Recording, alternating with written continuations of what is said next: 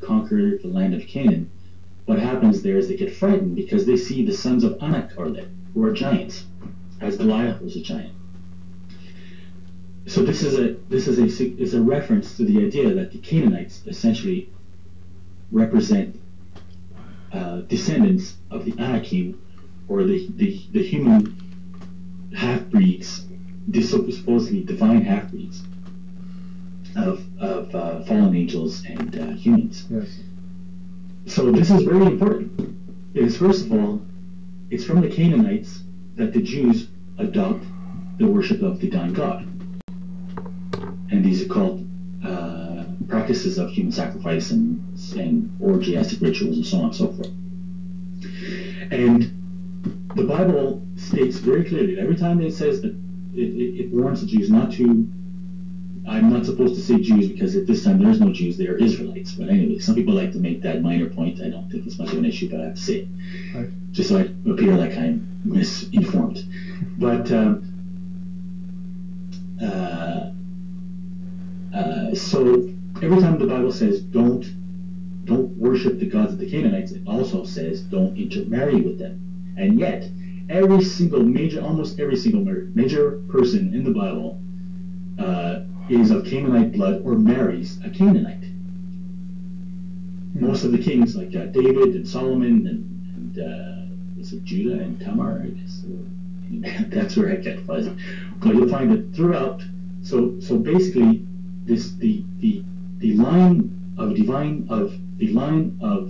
Davidic kings in the Bible, from whom the Messiah is supposed to come from, have been intermarried with Canaanites. So in a sense, because the point of Kabbalah is to bring about the rule of the Messiah, who is a descendant of the Son of God.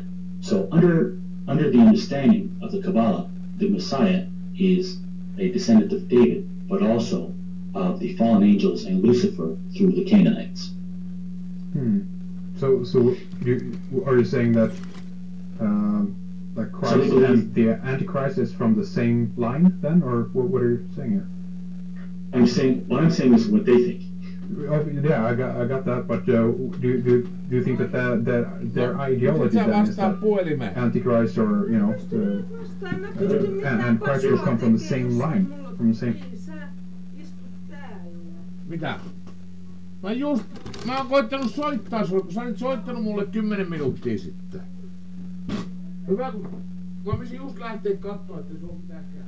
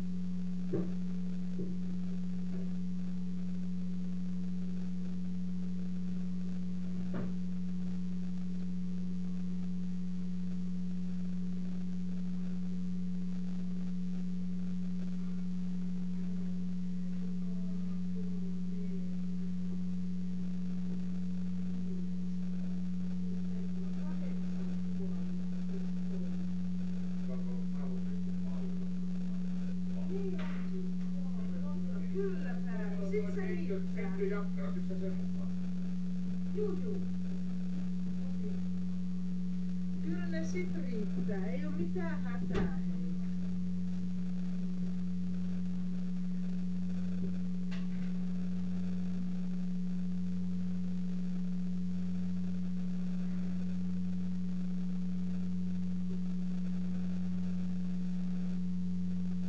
Näitä munia. Näin. Missä on? En mä edes, hei, mä en oo edes käynyt siellä.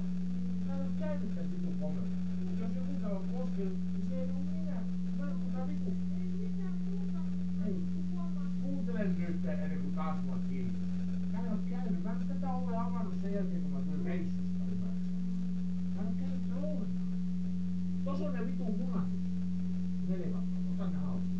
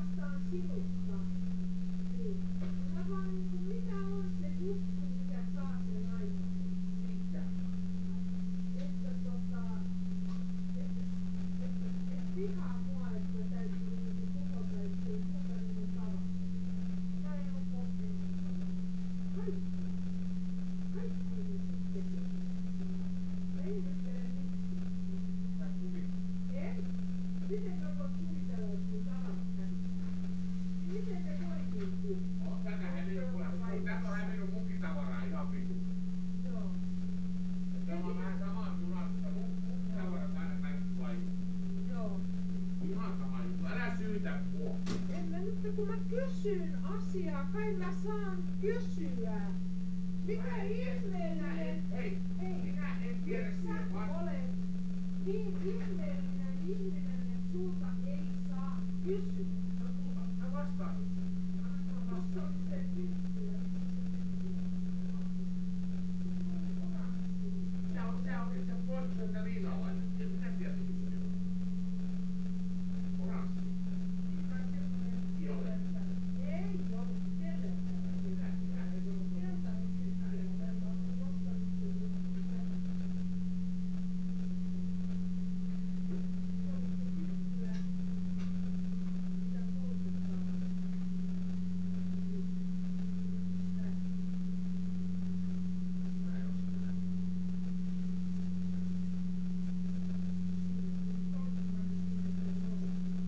Pöydällä ollut mitään kynttilää serjusta lähi.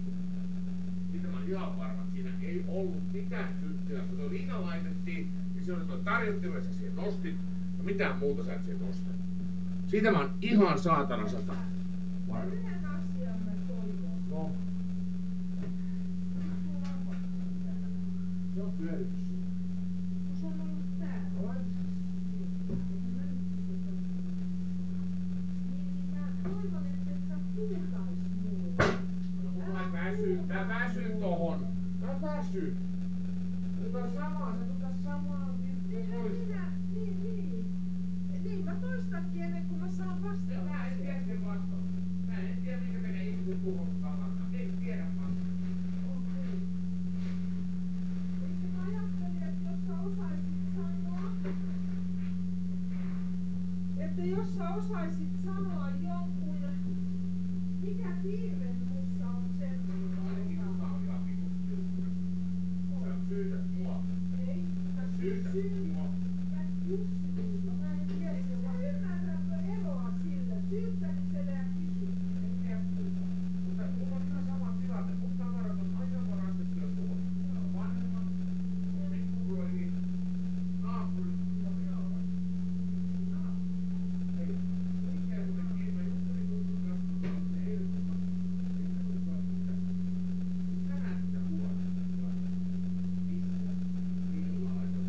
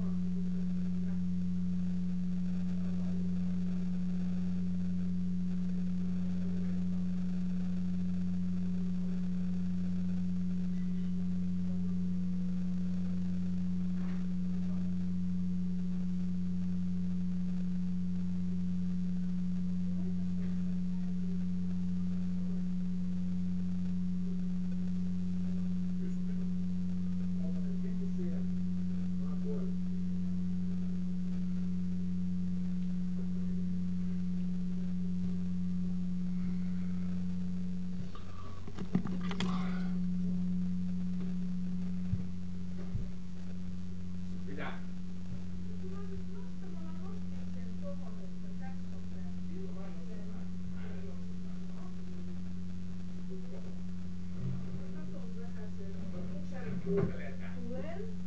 Milloin sä aiot tulla? Tuu nyt sitten, kun mulla on kädessä.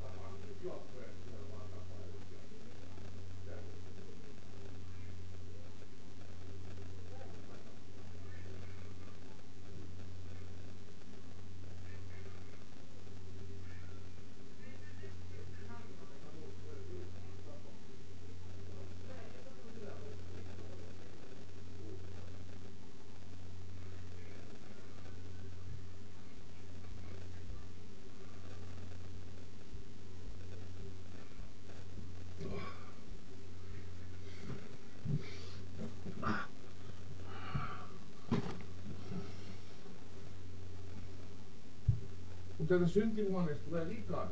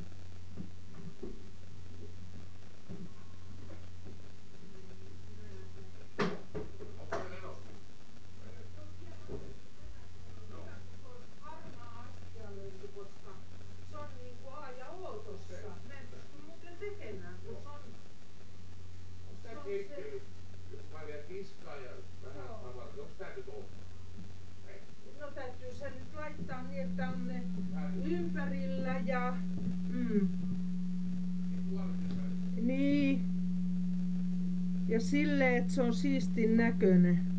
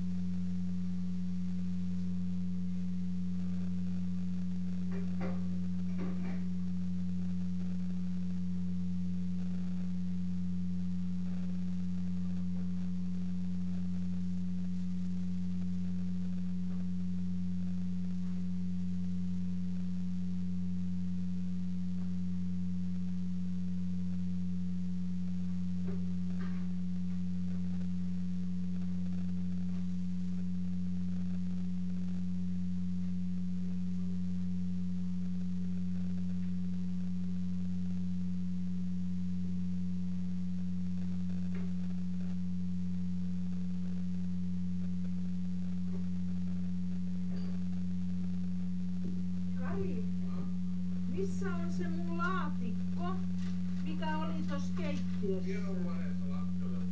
Ei oo. En näe missään. Siinä huoneessa.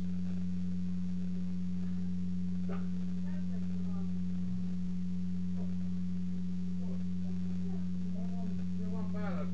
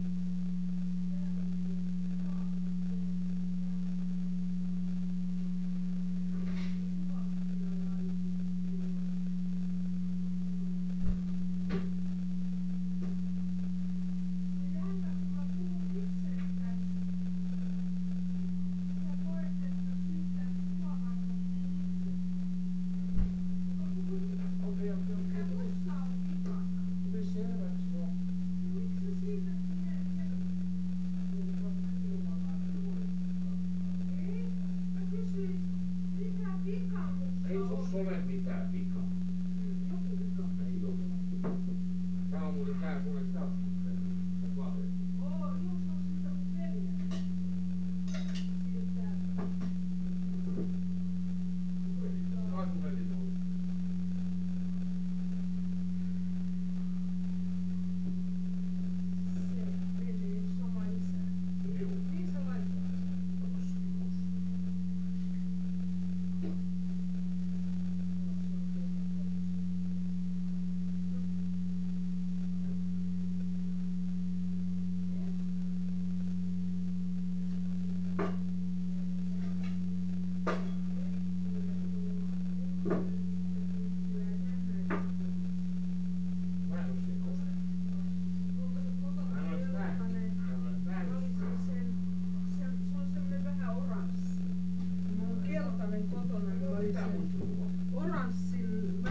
Tässä on tää kiva, tää oli täällä, niin mä saan täällä laitettua. Näin mä sanon.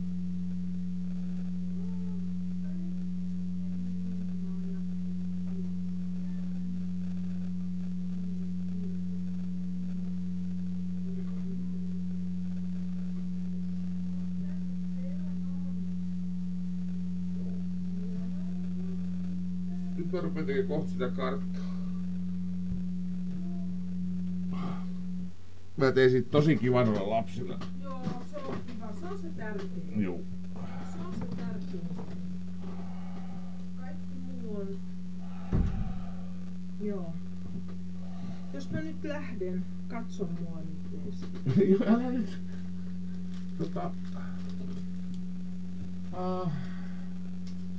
Mä lähden sit aamulla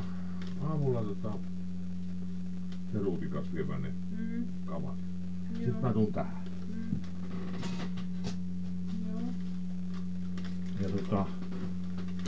Ja huomenna niin mä... Mitä nää on? No löytyi ilmastointikoneiden sisään. Ne on forssalaisia ilmastointikoneita. Mä otin talteen ne. Eli ne mitä me huolettiin, ne on tehty Forssan tehtaalla. Jaha. Silloin kun siellä on ollut semmonen. Ei. Mitä sä niitä penkoja? No mitä Ei, kun mä katson. Saat sä niitä penkoja? Ei siellä Mä mitään. katson, jos siellä on joku mun paperi. No, Niin. joo, kyllä mä sun paperit pyrin, et sotke omia paperia. Niin. Joo, nyt mä itkin istun aika poikki. Joo. Ja sit mä rupean tekemään sitä karttaa. Joo. Sitten mun täytyy auto tyhjentää, että mä saan, että siinä on, kun siellä näkee tavaraa, niin täytyy se ottaa ne pois. Joo. Ai sulla on tällaisia rahoja täällä. Joo, isoja seteleitä. Herranjesta, mistä Joo. sä oot tällaisia saanut? En mä tiedä, joku peli katon, jotain lasten pelejä. Joo, aivan. Täällä on oikein kunnon rahoja. Siinä on nyt kuvia, kun joku on repinyt ne kuvat. Mä en niitä ole Kuka? En tiedä. Mä oon miettinyt pääni puhki, kuka repi kaikki. Tossakin oli se kuva, muistaaksä tossa eteisessä. Se, mikä oli kehyksissä. Eteisessä. Mikä oli kehyksissä, Siis lastenkuva. tarkoitat sä tässä käytävässä? Tässä käytävällä. Joo. Niin se oli hajotettuna tuolla, se oli hakettu se lasirikki oikein ihan vimmalla, tiedätkö? Joku on käynyt. Joo. Mut kuka teki semmoista? Mä en käsitä. Ei niin. Ei mitään muuta ole rikottu. Niin. Mutta lasten kuva. Mulla on se musta takki hävinnyt. Oranssi mekko. Muistat sä Helsingissä oltiin, kun mä vielä Joo. ostin samaan aikaan kuin se huivin. Joo. Sitten oli musta mekko siinä samassa. Joo.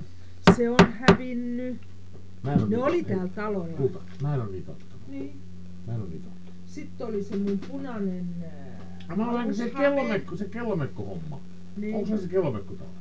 Kellomekko on tuolla, mutta se punainen alushame puuttuu. Se semmonen, Siis joku joka teki- kuuluu hei, siihen. Kuulta, anna kun mä nyt sanoisin, kun sä haluat kuulla sanoa. Niin anna kuuntele nyt kun mä sanon. Joku tekee meille kiusaa. Eiks niin? Joku, en tiedä kuka se on. Mut se liittyy, mä tiedän, että se liittyy mun vanhempiin, se liittyy Anttiin ja se liittyy todennäköisesti niin muurareihin. Mä oon niin aika 100 varma siitä. Eli meille tehdään tarkoituksella kiusaa. Mihin ne pyrkii? Ne pyrkii siihen, että me tapeltais ja erottais. Tää on mun näkemykseni asiasta. Tää on mun näkemykseni. No ei mä mitään muuta. Et kun se oli niin, no kun ne kuvat oli, ei ne ollut ainoastaan, kun ne oli kehyksissä lastenkuvia. Ja se on lasitias. Ne löytyi tuolta takan vierestä.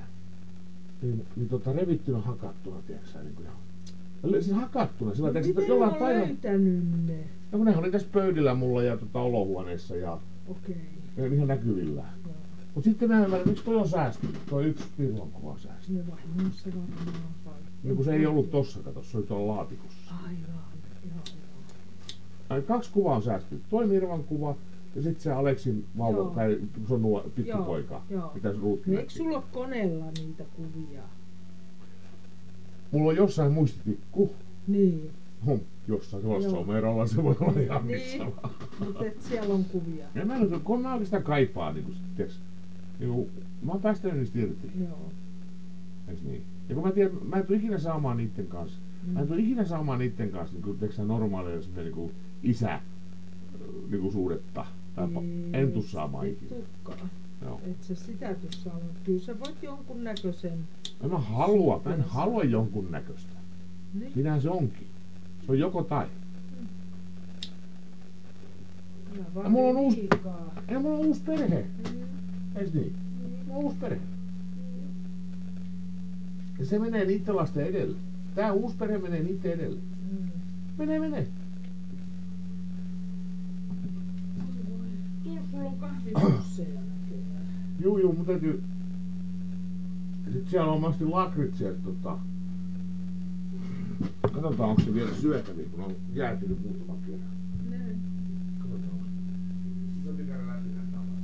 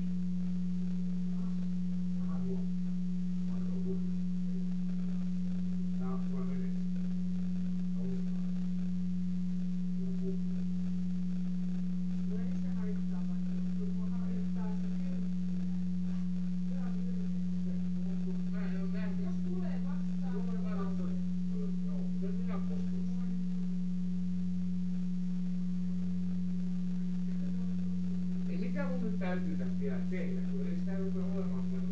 No eihän tää nyt ole sitä tässä. Ei täällä ole puolityttävillä töitä, ei täällä ole lattiat siistit, ei täällä ole oikein pöydät siistit. Niin en mä tiedä mitä sä haluat niinku, että tässä on, niin mä vaan sanon mitä mä niinku, eihän tossa voi kukaan istua.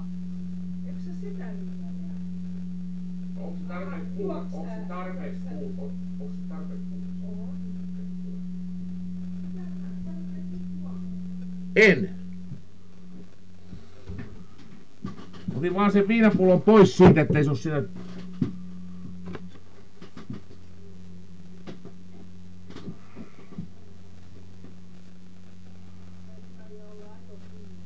Mä vai? En mä nyt oo ajokunnossa. Olen mä huomenna ajokunnossa.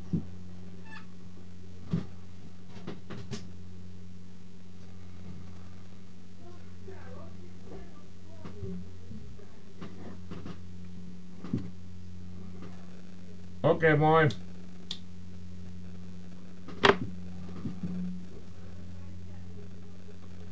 From the same bloodline. They don't believe in Christ. They believe the Messiah is still to come, who, in a sense, is the Antichrist. And this is why the intermarriage has to be so carefully monitored, because it has to preserve this so-called divine blood, which is basically Luciferian blood. Right. And they have to do this because they have to preserve this purity throughout history to produce eventually the Messiah. Right. And this is where you get dynasties and royalty and nonsense like that. And the obsession by keeping that line, so to speak, and keeping track of the genealogy and don't bring any other genes, if you will, or blood then into that particular line, correct? Exactly. It has to be pure Aryan blood, which is understood to be divine Luciferian blood. And okay, so what you've explained there is what they believe. What do you believe then about this? Gosh, very ominous there.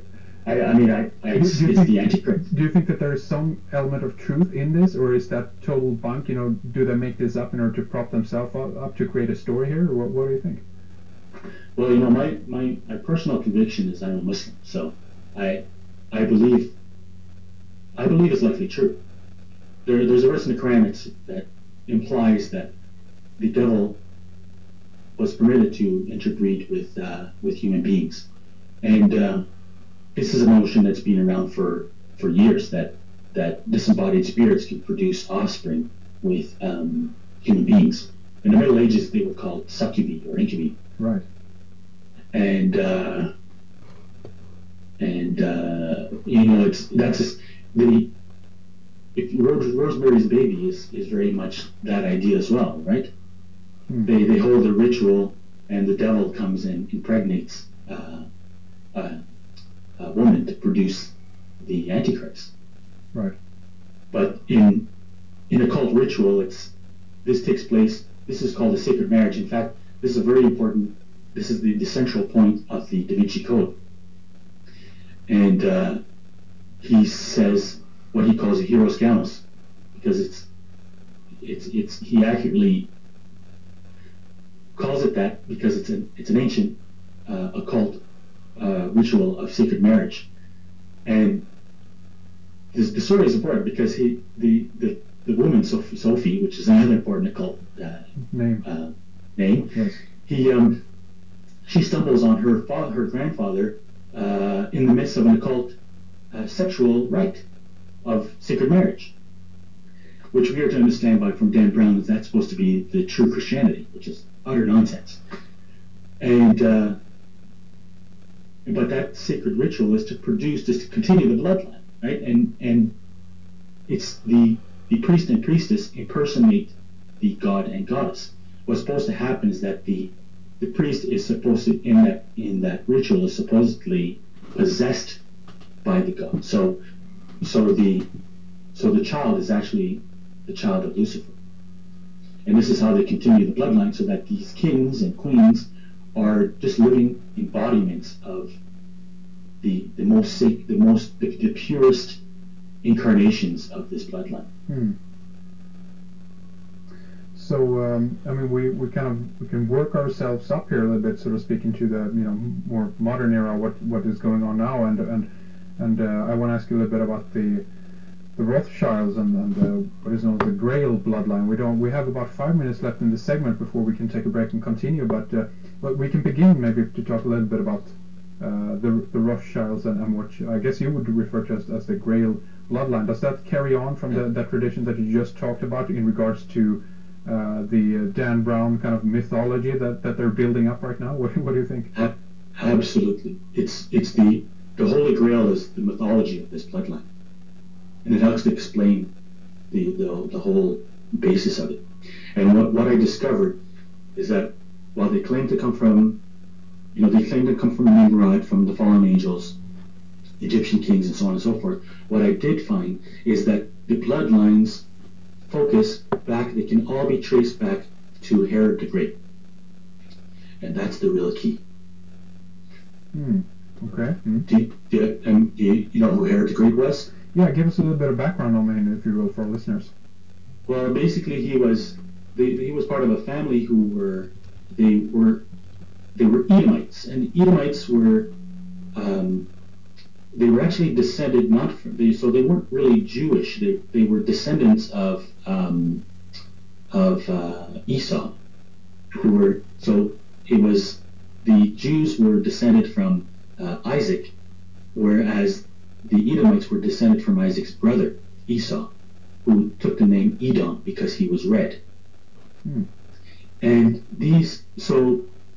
King Herod was a member of a family of Edomites who had converted to Judaism. So there was a bit of resentment against their rule because they weren't considered real Jews. But King Herod was the one, when the Magi came to him and told him that they had witnessed the birth of the Messiah, he orders the slaughter of the innocents, which is basically a euphemism for child sacrifice, again, except this time on a mass scale. And he orders the slaughter of all the firstborn sons, but Mary and Joseph escape to Egypt, and Jesus eventually survives, and that's a very important point. So he's the evil king of the Bible who tries to eliminate Jesus. Right. So the Rothschilds, do you think, basically ties back to King Herod? Then is that what you're saying? Yeah. Well, just considered Red Shield. Yes. I'm being vague right now because we only have a few minutes left, but there's a lot to talk about. I understand. Yes. Yeah. Well, why don't we take a break at this point? Then we can, and then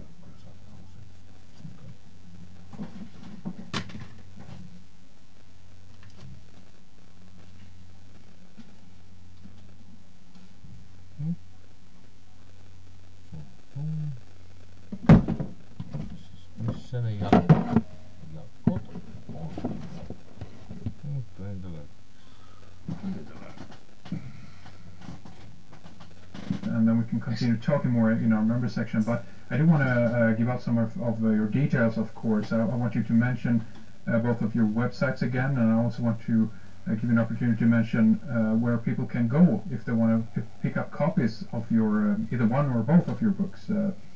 Where would they go to do that? My first book, The Dying God, The Hidden History of Western Civilization, is at thedyinggod.com. And my more recent book, Terrorism and the Illuminati, is at www.terrorism-illuminati.com. There's also a PDF version of my book available for free on the site. And the entire book can be read on the site as well. Very good. So there's a lot of information up there, and do check it out in case you want a physical version of that, of course. And you have links to where people can get the book? Yes, I do. Yeah, you can buy it on Amazon as well. Yeah. Very good. Okay, well, thank you very much for this segment here, David. Stay with us. We'll take a short break and we'll continue in a little while. Thank you very much. It's criminal. There ought to be a law. Criminal. It ought to be a.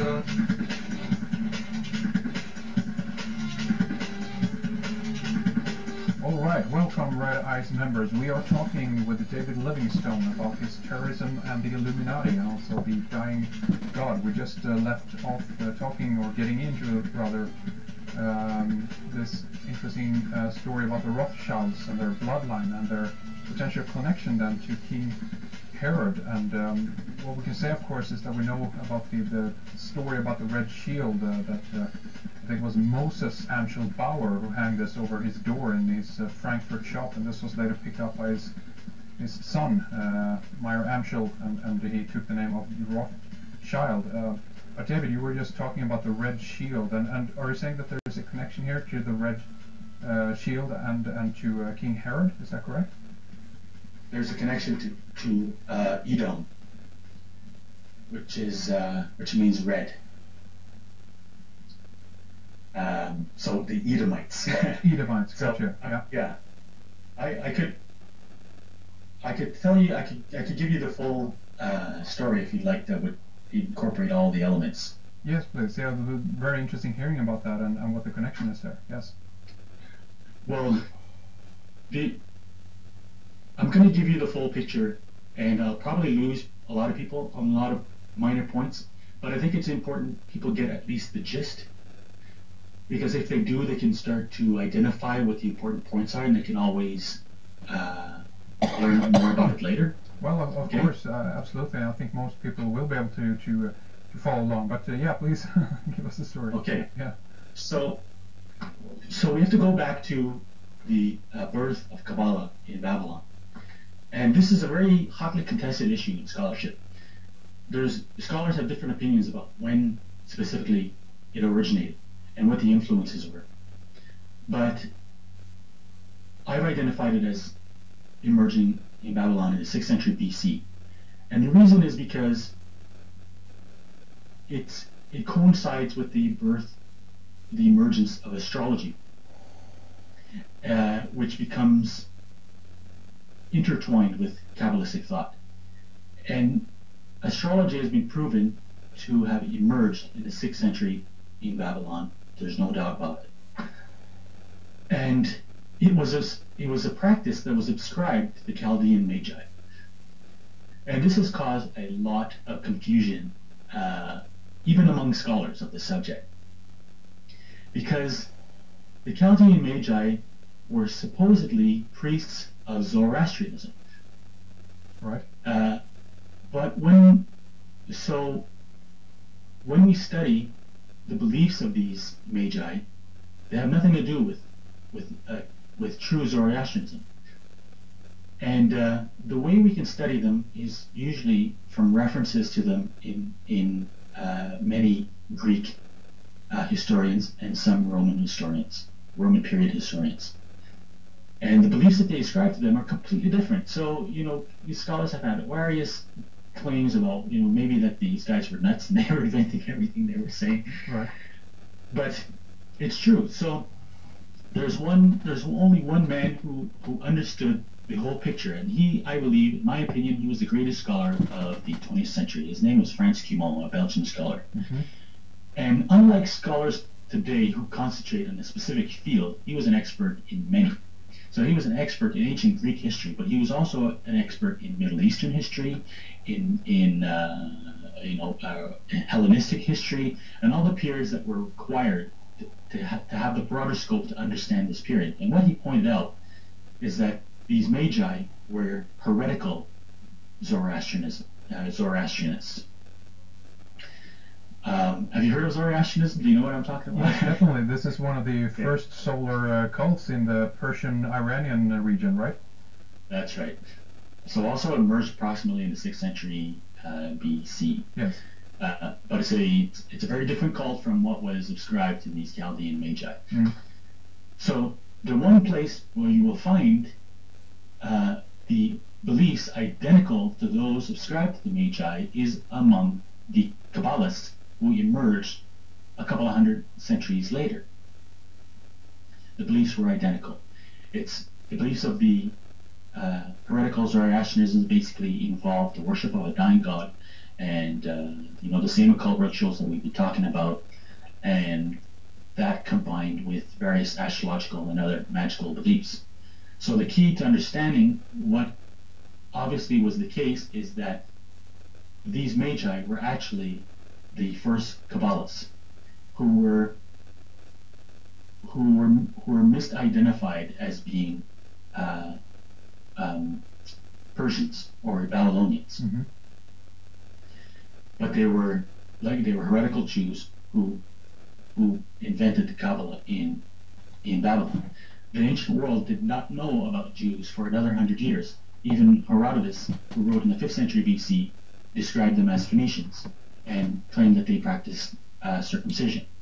So Jews were not known to the world at that time. So what happened is that when Cyrus conquers Babylon, he releases the Jews and allows them to return to Palestine. So they leave Babylon. It's at this point that you find the spread of this Kabbalistic cult all over the place. Mm-hmm. An important place where it penetrates is in Egypt, where it evolves into what's known as Hermeticism.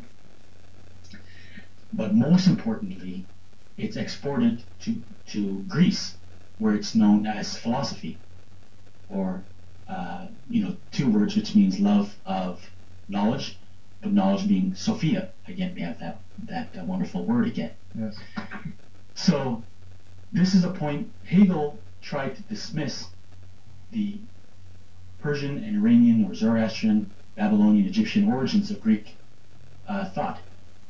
And it's since his time that we have been regarding the Greeks as the birthplace of Western civilization, right, and viewing them in isolation. But up until his time, it was always understood that the Greeks were students of the Egyptians and Babylonians and Persians. Right. And in fact, this was very much a theme of the Renaissance, and who were trying to reclaim what they categorized as the ancient wisdom, the Persetheologia. And but it's clear there's numerous accounts that point to the fact that the earliest Greek philosophers borrowed from the Persians, from the Chaldean Magi. So, while the Kabbalah was initially developed in Babylon, it was elaborated upon in Greece.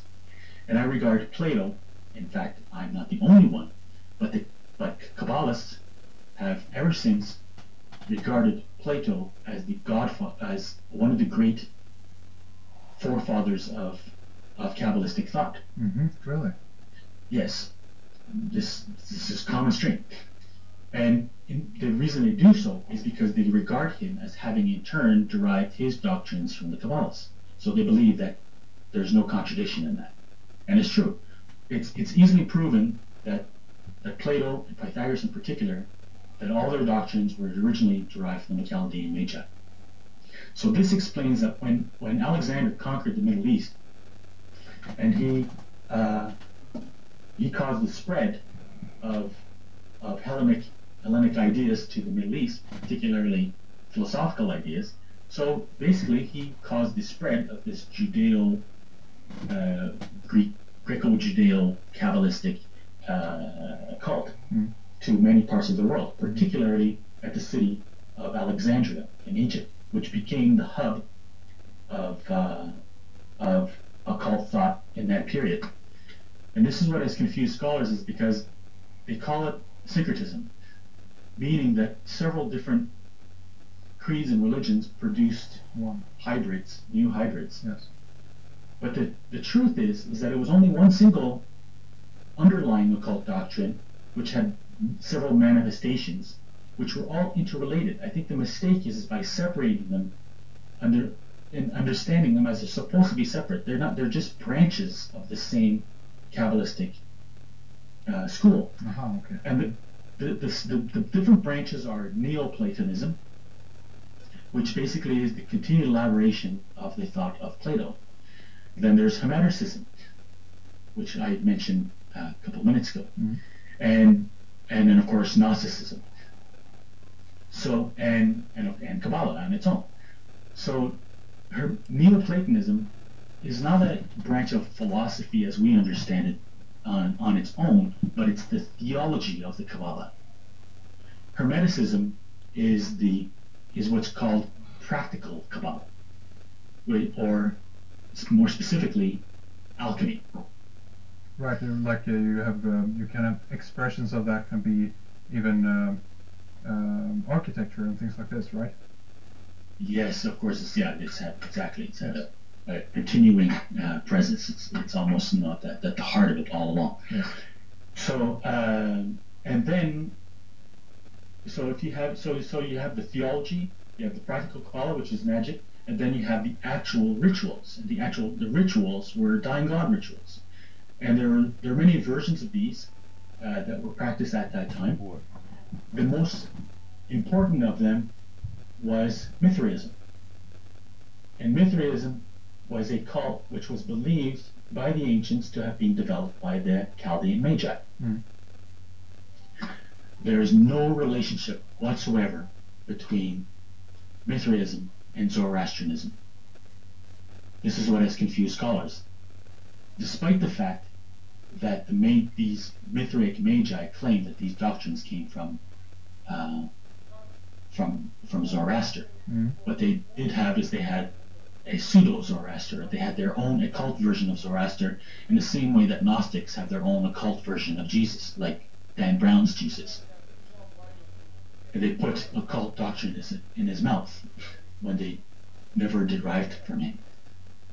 So what essentially Mithraism was the amalgamation of the worship of the dying god to an ancient Persian deity called Mithras, and that's how they communicate. So the cult is the same as the dying god worship that was being practiced throughout the Middle East, except in this case, the name applied to him was Mithras. Now, what's interesting is that Heraclitus, who was a Greek philosopher in the 6th century BC, I believe, he's the one who said that the worship of Dionysus were in imminent imitation of the rites of the Chaldeans.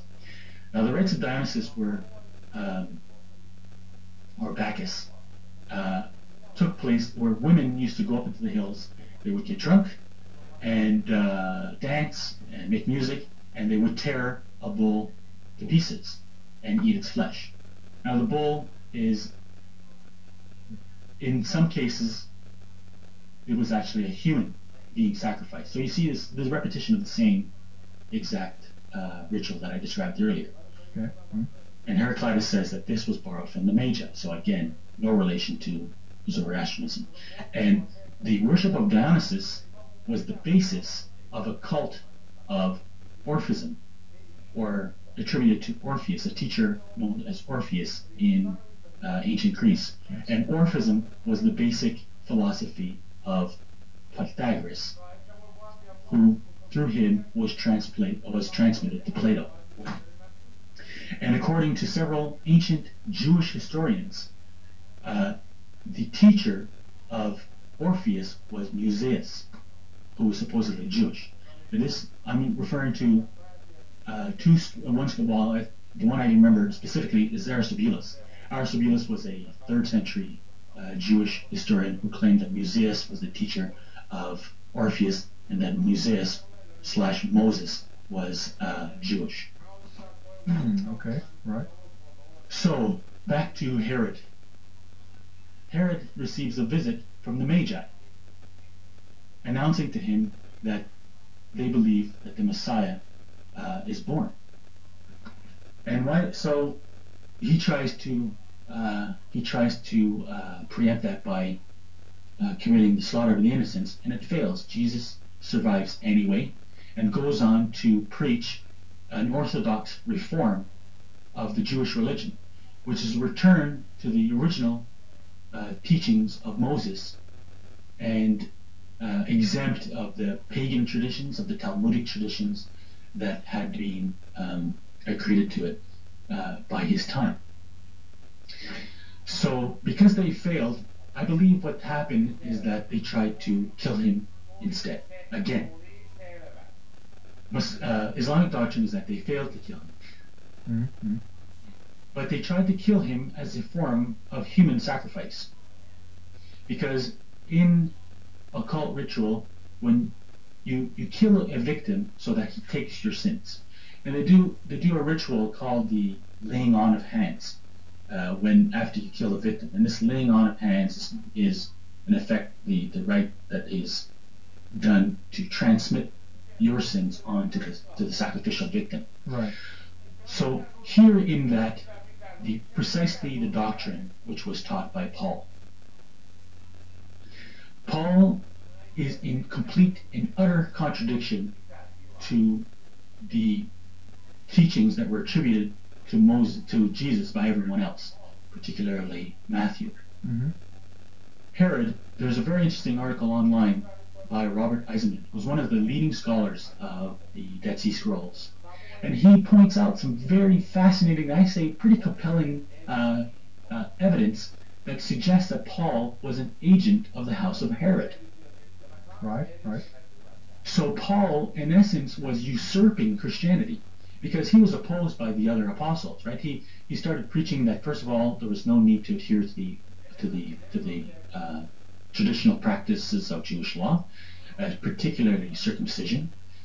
So he's recalled back to the apostles in Jerusalem, who argue with him and tell him, what the heck are you teaching? And they eventually, send him away. Despite that, Paul continues to grow his following in other parts of the world, and eventually his version of Christianity overtakes the one that's preached by the original apostles. And this is a version, basically an occult version. Another important point is that the Valentinians, who were the most powerful, most important Gnostic sect of his time, claimed to have received their doctrines from Paul. And it's obvious that Paul's doctrines are Gnostic. More particularly, that he taught an esoteric version of the death of Christ, particularly as a human sacrifice to receive our sins. And of course, this continues to be accepted as doctrine, but there was an esoteric understanding of it that presumably he would have taught the people who he had initiated the higher levels of his following, or something like that. But essentially, that was the Herod's version of probably why they continue to, essentially worship Jesus as Gnostics, because they understand that Jesus was their sacrificial victim who would die for their sins. So, okay, yeah, because this is something that came up when when you're talking about the dying God. There couldn't be a more, at least in that sense, than modern version of that than the Jesus Christ of the Bible in that sense. So. Exactly, in the Catholic Church. Yes. And more particularly Gnosticism. Right, and again, there's been many researchers who have, if you will, pointed out and discovered that the Roman Catholic Church very much has its roots in I guess we can call it in the pagan Traditions. world in that sense, you know. Kabbalistic tradition. Right. Okay. So you're saying that what we have done today is just a carrying on of the same old story, right? Absolutely. And see, this is where it becomes important, is that it seems the House of Herod was part of a network of specifically four families, including what's called the Julia Claudio dynasty of Egypt, of Rome, that produced a line of 5 emperors that succeeded Caesar. So from Augustus to Nero, and in this case, particularly Caligula, who was involved with this network. It's true. Right. And so the other one was a family of a town called Emesa in Syria. And this is a family of priest kings who worshipped Elagabalus, or Baal. And this town was ruled by hereditary priest of Baal, also known as Sol Invictus. Sol Invictus is an alternate name for Mithras. The fourth family is the ruling family of Commagene in Turkey. Commagene is the first place where there's definite evidence of the worship of Mithras. And so these 4 families were obviously involved in the creation of Mithraism. Because there's arguments as to what is the true origin of Mithraism. Most scholars today will argue that it was a creation of the 1st century AD that falsely attributed itself to the Magi, but was entirely invented in the Roman times, which is largely true. But as we said, we know, as I explained, that the Magi were already the developers of Kabbalah, so it's not entirely accurate. Okay. So this network of families created Mithraism, and it's out of this network of families that you get the Holy Grail families. Okay. And you tie this together also with the Rothschild dynasty then, I guess. The Rothschild dynasty is a bit of a mystery, but it's the key person.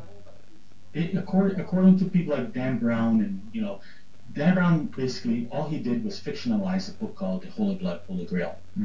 And this book claims that there is secretly an occult underground which claims descent from the Merovingian kings of France. Yes. And that these Merovingians were supposedly secret descendants of Jesus through Mary Magdalene. And the person that this bloodline is transmitted into European aristocracy is Guillaume de Bouillon, or William of Bouillon, who's the subject of several prominent romances. And he supposedly, according to the legends that are being circulated in the cult, was the son of a Jewish exilarch named Makir. Because supposedly there was a split.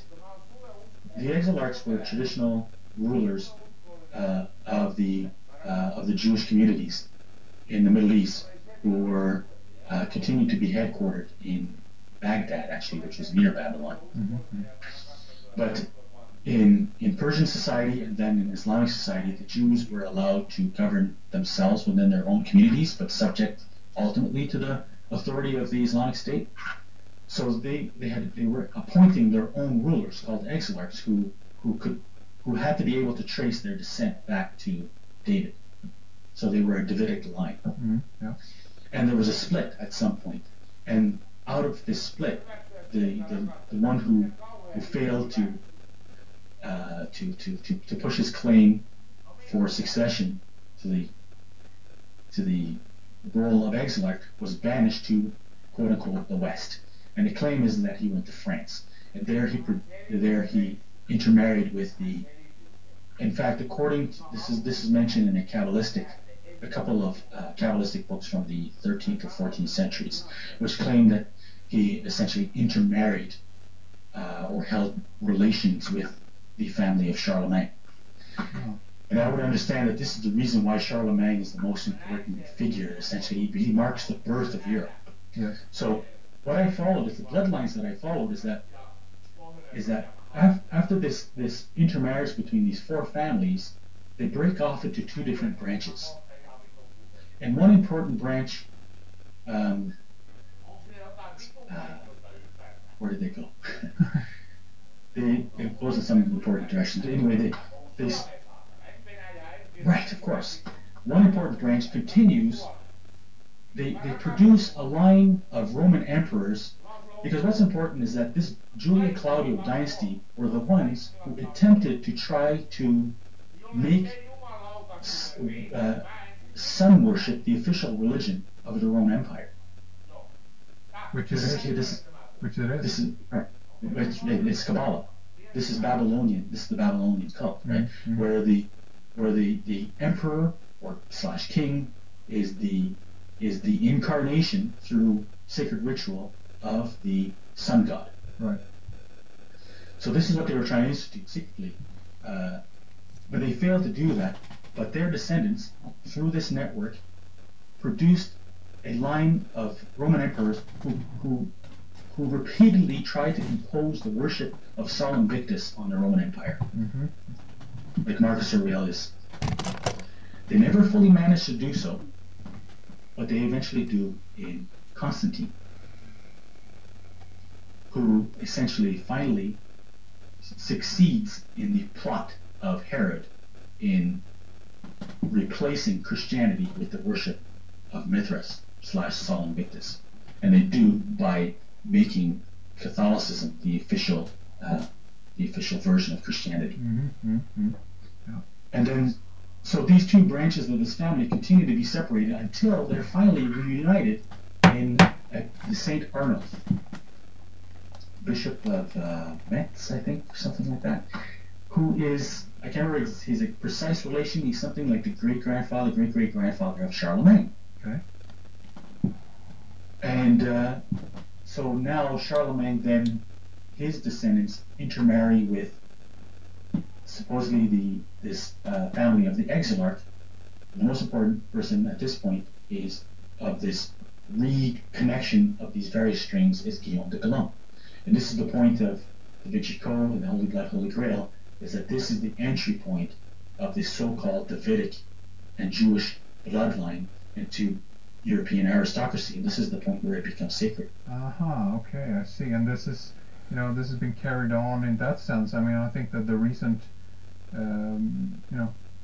incarnation, if you will, of this now is a guy called Pierre Plantard. Have you heard of him? Right, exactly. That's the claim. Yes. There are several, but they're, as scholars have pointed out, is that almost all European aristocracy can trace their descent to Charlemagne. Right. He's kind of like the beginning point of these European bloodlines. But there's something else very, very intriguing that I discovered. And what happens is that this bloodline becomes Eleanor of Aquitaine,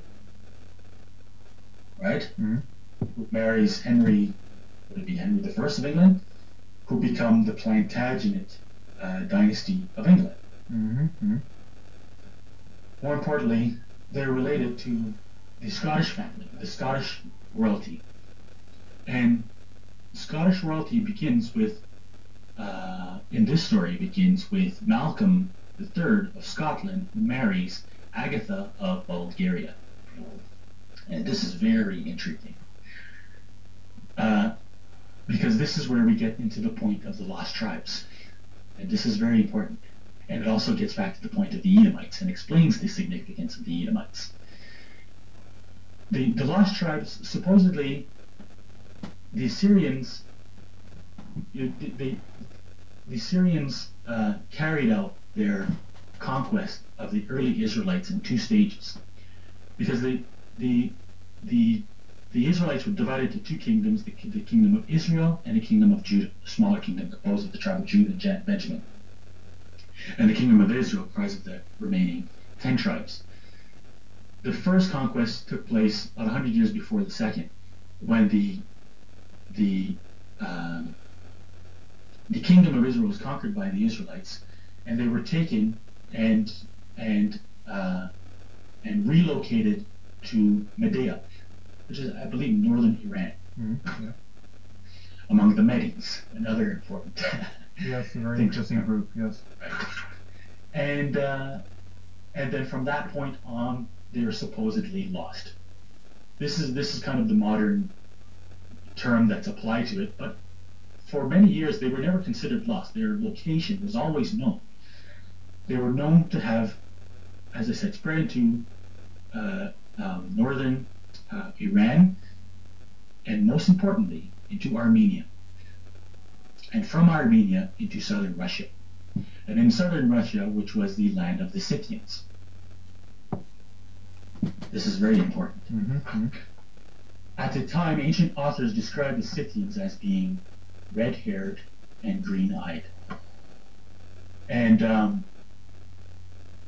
so this is where, according, we're going to get into familiar territory naming. The Prose Eddas claim that Odin came from Scythia. Okay, really? Yes. And in fact, genealogical studies have now discovered that there's a link. There's a specific genetic marker which can be traced to Central Asia, specifically the one identified with red hair. Yes, there is a relationship you're saying here between the northern races and the Scythians or the Scythians. Yes.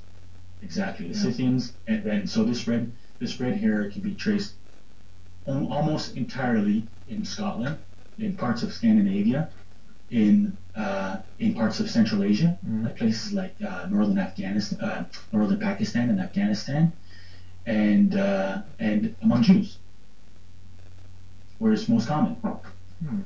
Okay. So the Scythians eventually, several centuries later, convert to Judaism, and they take them, and they're known now as Khazars. Khazars, okay. And what happens is that I guess it's the Rus who conquer the Khazars and basically eliminate their kingdom, and these remnants of the Khazars then migrate into several parts of Europe. And they produce the aristocratic families of Hungary and Poland and Bulgaria. Okay, so we come around the circle there again, and then you're saying, so with this marriage between the Hungarian princess, was it, and I forgot what you mentioned. What king was it again we were talking about? Malcolm III of Scotland. There you go. Okay, so these two branches, so to speak, then are coming together again. Is that what you're saying here? Absolutely.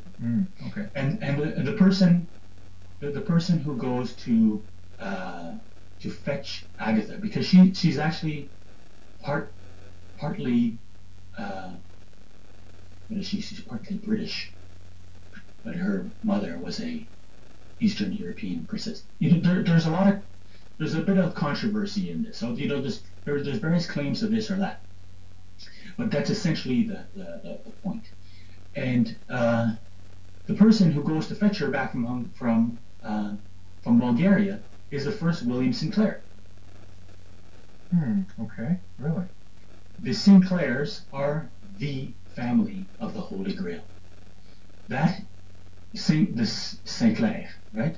Sinclair, Plantin, same family. This is what the Da Vinci Code is trying to tell us. Right. And that she discovers at the end of the book that she is a Sinclair, because the Sinclairs are the hereditary guardians of Rosslyn Chapel in Scotland. Right. And so this is where you get this bloodline. You get this bloodline being a mix of of this dynasty from Malcolm III and the Sinclairs, which produced numerous families like the Bruces, the Campbells, the Kennedys, the Douglases, all these families. What's Diana's family, the Spencers, and so on and so forth. So you're saying that these guys are all over the place right now, then? Oh well, they are the aristocracy. Right, yeah. But it isn't specifically like yeah, this line specifically within the Sinclairs now then, because the Sinclairs, as you said, then are related to all these other families which have the same, which is of the same original bloodline, correct? There's degrees of purity, right? Right. It's a managed bloodline. Yeah. So you gotta imagine each person as being like a test tube, right? So in this continuing experiment, you keep having these, it keeps having to branch off into degrading levels of purity, but you always have, the specific leading individuals who represent the purest, formulations of it.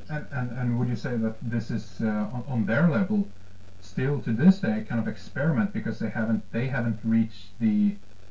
able to birth this child, this as they would see as the Messiah? I don't know, because it's all in time. I don't think it's an experiment. Right.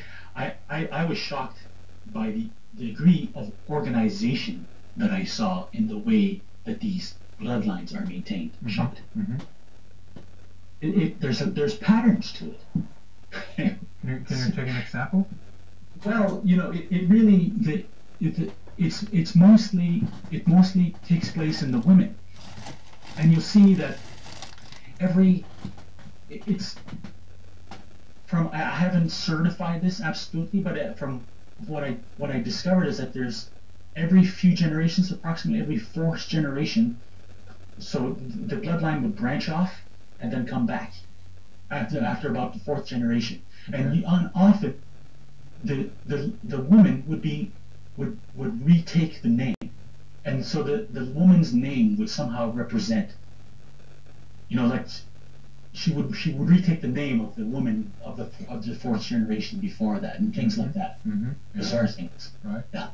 So I mean, would you say that? Oh, give me a second. I lost my my point there. Yeah. Okay. I remember it again.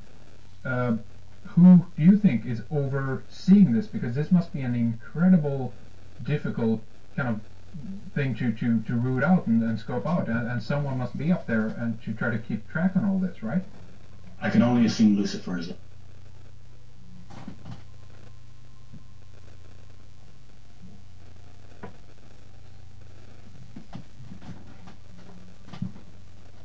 Looking over it. Really? And he lives for several hundred years forever? What's the score here? Well, that's the point, is according to Islamic doctrine, the devil is not a fallen angel. He is a species of being that existed before human beings did, and they're essentially disembodied beings. They're produced of a different kind of composition than human beings. These beings are being witnessed throughout history and still do to this day. This is what the occultists claim to do, is channel these people or possess them or bring them forth. Pictures of ghosts have been captured on film and so on and so forth. Sure. And so what happens is that when the human being is created, he refuses to honor him. So God immediately casts him out. But the devil begs for respite, and it's granted to him. So God basically allows the devil to prove to God that the human being is worthless. But essentially, it serves the purpose of providing the trial necessary for us to prove our devotion to God. We are an exceptional creature because we have free will. Sorry to interrupt, but you're saying that in that case that Lucifer serves a higher purpose, that he is still a pawn in the game of God then, in a way, right? Absolutely, because we have free will, which there's no, we will be the beings who will choose to love God, right? Not being created to love God, but to be able to choose, we have to have an option, an alternative, sure, and a challenge. And Lucifer provides that challenge. So what he's doing is essentially he's trying to prove on a grand scale our worthlessness. And he's doing so by inducing us to create our own prison, which will be a worldwide dictatorship.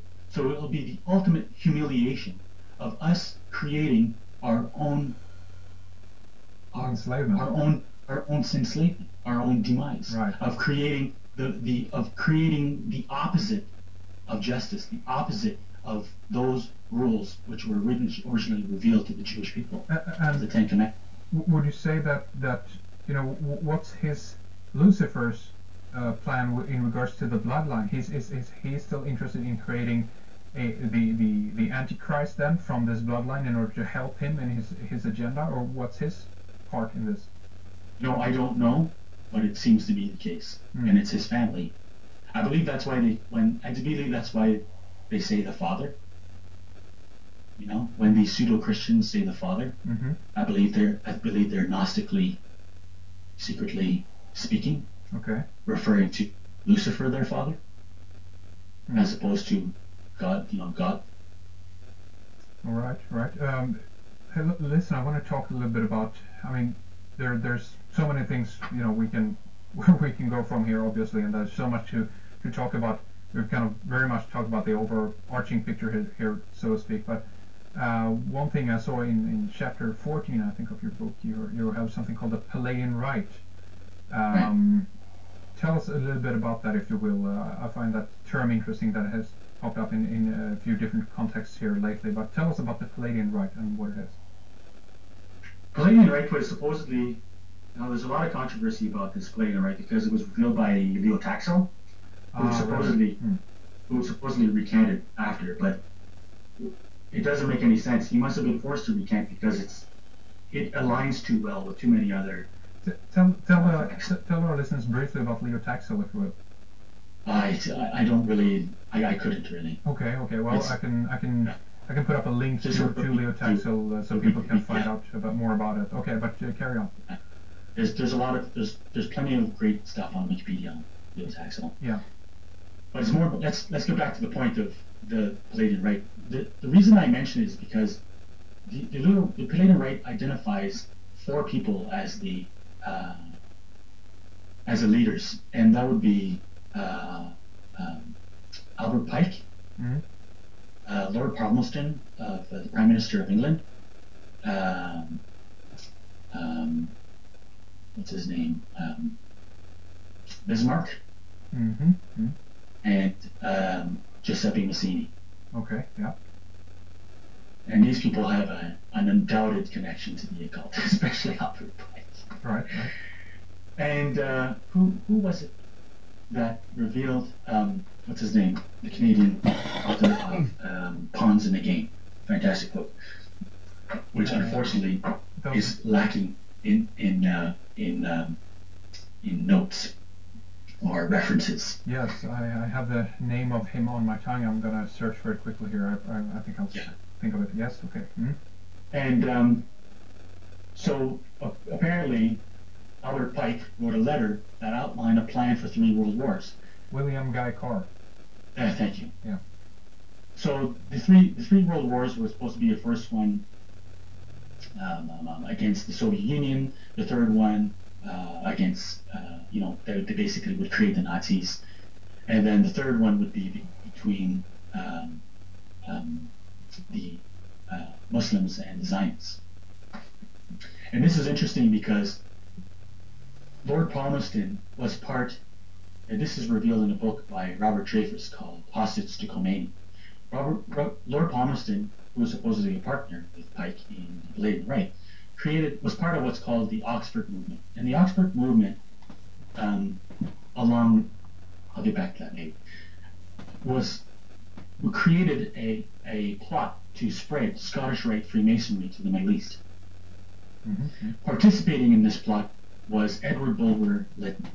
Edward Bulwer Lytton was the leader of the English Rosicrucians.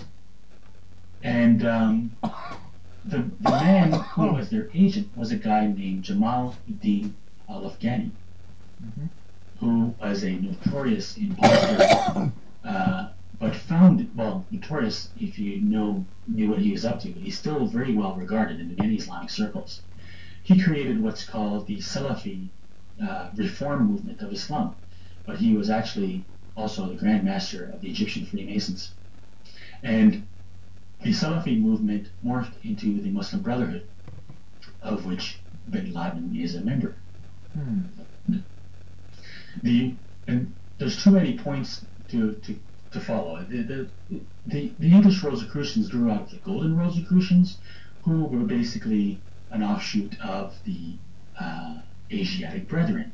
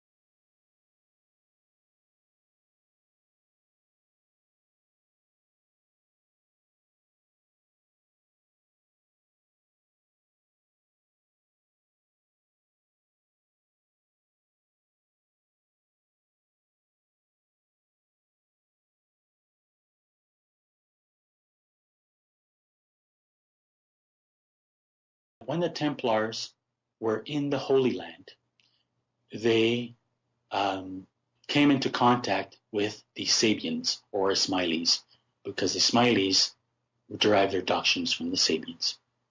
The Ismailis, of which the Aga Khan today is the modern representative and leader, were a Gnostic version of Christianity. So basically, they amalgamated Kabbalah with Islam. So this is how the Templars supposedly derived their Kabbalistic doctrines. And one of the first people that they go to visit when they come back to Europe is David of Scotland, the son of Malcolm III.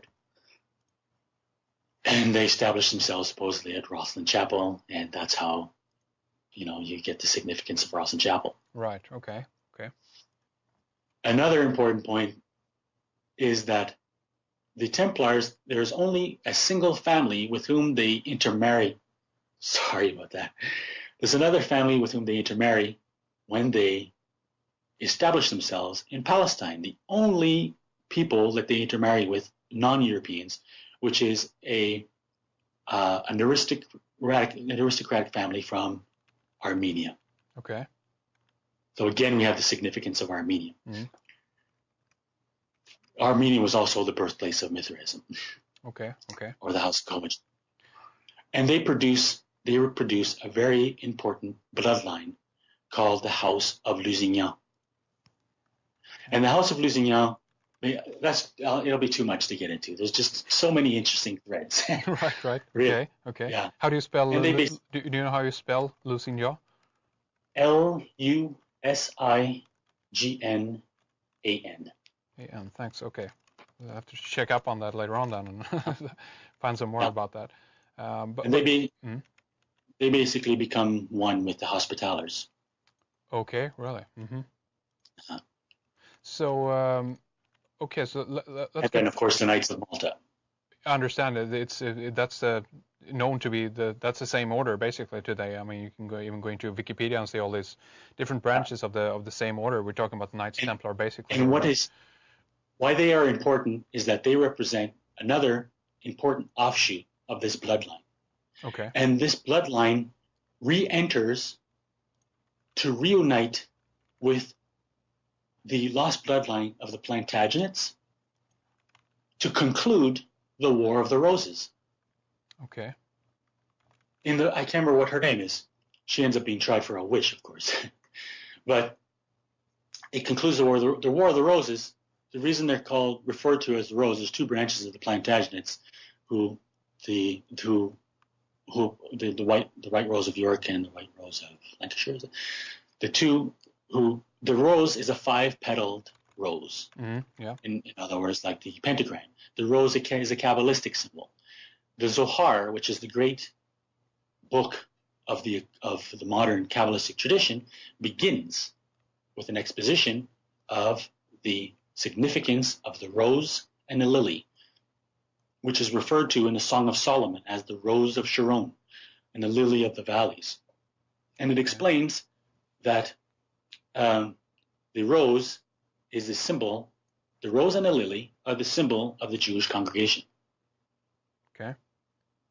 So that's the significance. And this, I mean, the word of the rose is basically the of these bloodlines. Yes, and the aftermath of that is, of course, that creates the Tudor line, and Exactly. basically you have the merger of the Lancaster rose and the York rose or York line at that point. Exactly. And out of that, you have his daughter reigns Elizabeth. And I just wrote an article on that. And who was an occult princess? Her advisor was John Dee, right? Who was the godfather of the Rosicrucian movement. And what's important here is that Elizabeth doesn't have an heir, so she's succeeded by James I. So now you have the Stuart bloodline descended from Malcolm III, along with some Sinclair infiltration, that finally comes to power in England. And this significance is not missed by the occult underground. Because what happens is that this becomes the basis of the birth of the Rosicrucian movement. which was born in the Palatinate in Germany. The significance of it, you have to read Francis Yates's book, The Rosicrucian Enlightenment. It's outstanding. I mean, this is true scholarship, except it deals with the occult, and I have never seen a true scholar dealing with occult subjects. And she points out that the significance of the Rosicrucian movement was outlined in the in what's called the chemical wedding. Chemical as in alchemical or hermetic wedding. Sure. And this is the wedding between Frederick of the Palatinate, the German prince, and the daughter, Elizabeth, of James I. This, again, represents another, if you follow these bloodlines, you'll see that they divided 400 years before, and that they are now being reunited. And the pattern is so clear, and that this becomes now the significance of this marriage, of this reunion of these two occult bloodlines. What do you think? What do you think the point of that is, to split them off like that and then to rejoin them again? Is that to bring in a new blood into the line for some reason, or? I guess I don't know. I guess they are. I don't know. You know, they're just separated. So this is a recombination to enhance the power. Maybe, I don't know. But it's the pattern is so clear. Right. Okay. Like Diana is another one. Spencer. And, Diana Spencer. Yes. Okay. Yeah, and the distance is even longer. So what happens is that the occult underground use this as a pretext. What Francis Yates exposes that they then elect Frederick as king of Bohemia. Bohemia is the Kabbalistic center of Europe at the time, and is actually really to another tangent that goes too far. Never mind. And just remember Bohemia. And which in fact the Jews, which is where the Jews received their first flag, which is a red flag with a gold symbol of the Star of David, which is then used by the House of Rothschild, which is red again. I'll return to that one. Right. So so it centers in Bohemia. They declare Bohemia, so the Catholics declare war. It begins the 30 Years' War, and the Rosicrucian movement ends in utter failure. So they seek refuge in England, and there they found Freemasonry. There was an important point, and I lost it. Yeah, well, okay. I mean, we're basically the overarching heading here to what we're talking about here basically is to play it in right, and we're. Yes, so I'll come back to. Well, I'll come back to that. Okay. So when they established the Freemasons. So James I is succeeded by Charles I, and apparently the Freemasons are involved in a plot to execute him. He's replaced by Charles II, and he is succeeded by James II, and finally James II is forced to abdicate. And who is he replaced by? He is replaced by the grandson of Elizabeth and Frederick, George I. Okay. So now finally this bloodline is reestablished over Europe, the Hanoverian dynasty, of which the queen now is descendant. Right. And I have a graphic of this family, and it's amazing how organized it is again, and can all be traced back to one person, which is George I. And you'll see that all the branches that are affiliated with this family are all the leading members of the Order of the Garter. Ah, really? The Order of the Garter goes back to when the Templars were forced underground in England and reemerged as the Order of the Garter. So now back to the significance of the Palladians. And the House of Rothschild. So the House of Rothschilds, I have no idea where they came from. A very interesting suggestion by Clifford Shack is that they are likely descendants of Shabbatai Zevi. Now, Shabbatai Zevi, this is another issue entirely separate. Yeah, which it's is huge, very interesting, but a huge, huge area. Yeah, continue. all the significance is there. The modern evolution of Kabbalah begins with Isaac Luria, who created what's called a new Kabbalah. And the first important manifestation of Lurianic Kabbalah is Shabbatei Zevi, who declares, or Zvi, who declares himself Messiah in 1665, and marches to Constantinople in 1666. A very important date, obviously, and I believe wasn't missed. It was deliberate. Right. This rocks the Jewish world. That half of the Jewish population, and we have to kind of understand, we have to take off our modern biased lens and look at the situation how it really was. We think the Middle Ages were more backwards because they didn't have telephones, but it wasn't like that. This message spread like wildfire across, and we have to remember that the locus of civilization was not in Europe at this time; it was in the Middle East, particularly the Ottoman Empire, and there were other important locales across North Africa and Egypt and Palestine. And the Jewish diaspora was spread across these various centers, and all across them, they were swept by this wave of enthusiasm that the Messiah had arrived. That half the Jewish population of the world at the time believed in Shabbatei Zevi's claim, until he was given an ultimatum by the Sultan to choose Islam or death, and he chose Islam. Right. So a very interesting point is that there was a legend in the Middle Ages about the Red Jews that was very common amongst Jews. The Red Jews referring to the lost tribes who they believed lived in Central Asia and who were red. Okay. So they believed that the Messiah was going. That they always believed that the lost tribes were going to come forth with the Messiah and help the Jews conquer the world. So this was being expected, and it was also believed that the lost tribes were also descended from Edom, as the Khazars and Thessians were believed to, and Armenians were believed to be descended from Edom, explaining their red hair. Okay.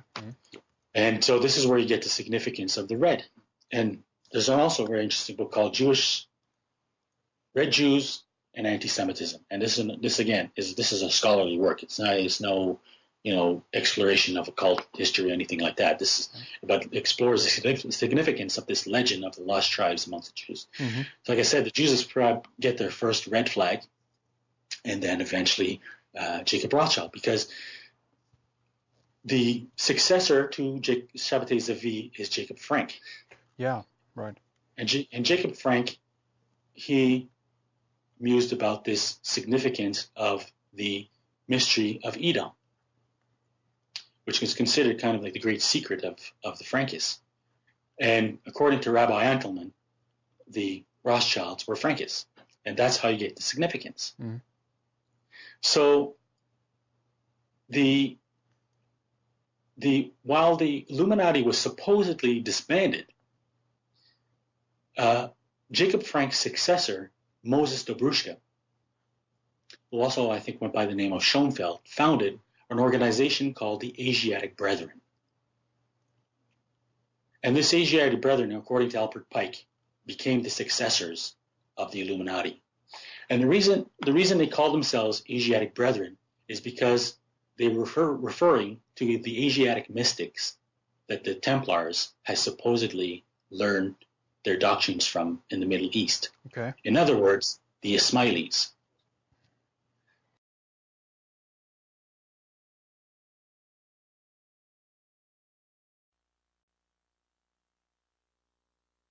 Tour shortly through the Prophecy Club, and it'll be in, I forgot what you said, about 12 states or 10 states or whatever it is, all over the country anyway, as part of the Prophecy Club. And so this is kind of like a dress rehearsal for him. He's coming without any strings attached. Our foundation, our Watchman Foundation, is sponsoring this meeting, so there's no cost to you folks. But we will be taking a love offering for Fritz at the break. We're planning a break at 3:50. We'll have a 10-minute break, and then the last hour from 4 to 5. We hope to have some time for questions afterwards. And I'm sure after Fritz gets through, he's going to delve in a lot of areas that you won't hear people talking about in, quote, polite radio contexts and maybe even books. But Fritz digs it out and says it the way it is. So would you join me in welcoming Fritz Springmeyer? Thanks. Okay. Thank you, Jerry. For those of you who haven't met Jerry before, he's a great guy, and I encourage you to get to know him better. Before I start my talk, I wanted to say a few things. First, it's a real privilege to be here with you. And then next, I want to tell you that it's very important for you to feel part of what I've got to say today, because what I've got to say today will affect your life and your kids' lives and future generations' lives, if there are future generations. Also, I need to give you a warning before I give my talk. This is not going to be politically correct.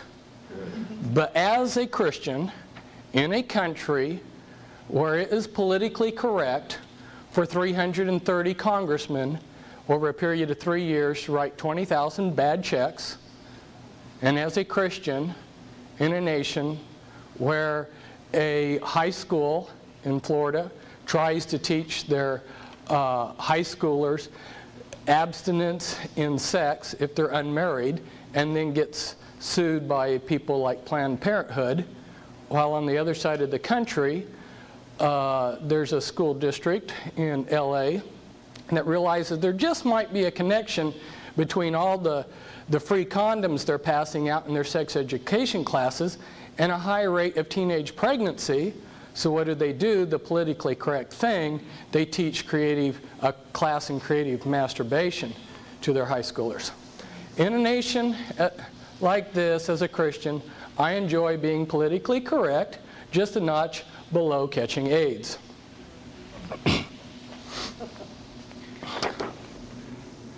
I need to give you one other warning, and that is, you need to find someone on break, probably, who you can talk with tomorrow. When I gave this talk one time before, the people, when I finished giving the talk, felt fine. And then as things sunk in the next morning, they were devastated. And they said, Fritz, you've got to tell your people to ahead of time that they need people to be a support person.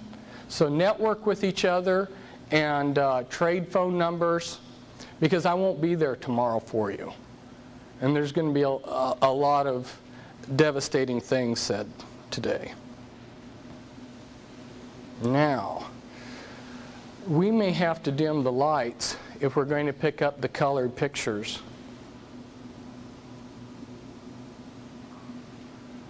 And I'm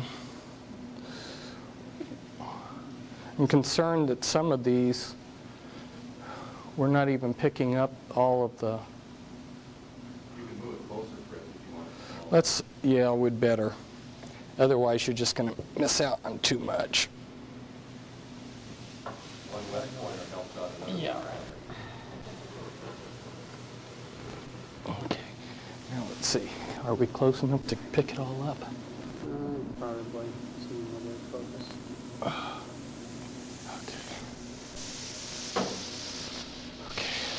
Okay. Thanks.